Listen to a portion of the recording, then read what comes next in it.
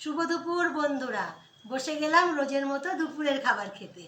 আর আজকে দেখো কি বানিয়েছি, সেটা তোমাদের সাথে তো সবার প্রথমে দেখাবো, তারপরে আমি খাবার খাবো। তোমরা সবাই জানো। দেখো কি বানিয়েছি।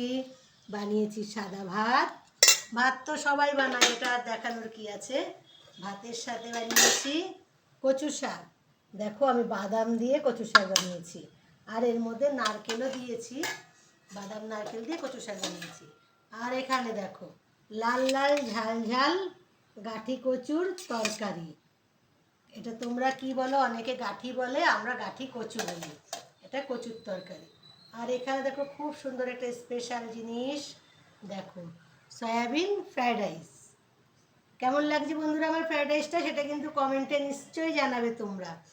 আর কালকে বানিয়েছিলাম সয়াবিন বিরিয়ানি, অনেকেই বলেছে দেখতে ভালো লেগেছে। আজকে সয়াবিন ফ্রায়েড রাইস হয়েছে। বিরিয়ানি আর ফ্রায়েড রাইসের মধ্যে একটু পার্থক্য, ওটাতে আমি অনেক মশলা দিয়েছিলাম, এটাতে কোনো মশলা দিইনি, সাদা বানিয়েছি। আর তার সাথে ফ্রায়েড রাইসের সাথে এই যে রায়তা বানিয়ে নিয়েছি।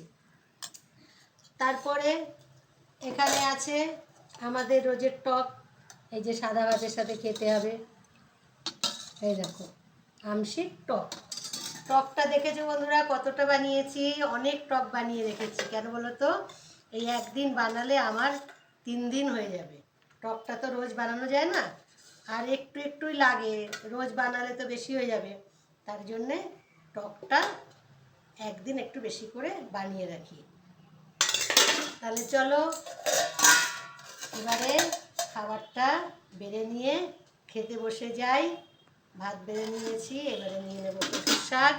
আর আজকে দেখো লেবু এনেছি। তোমাদের কালকে ভিডিওতে দেখিয়েছিলাম আমি অনেক লেবু এনেছি, পাতি লেবু।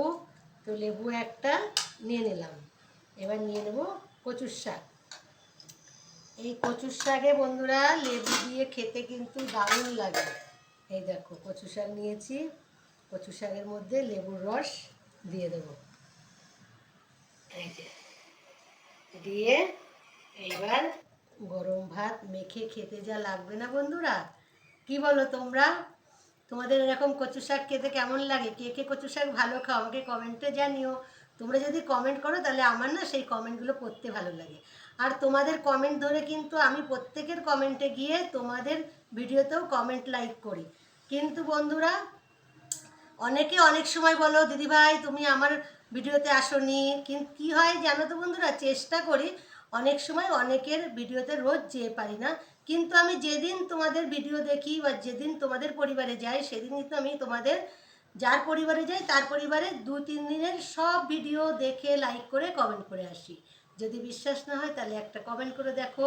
যারা নতুন বন্ধুরা তারা আমার ভিডিও দেখে কমেন্ট করে যাও, দেখবে নিশ্চয়ই আমাকে পাবে। চলো এই ভিডিওটা এই পর্যন্ত, ফিরে আসবো আবার একটা ভিডিও নিয়ে।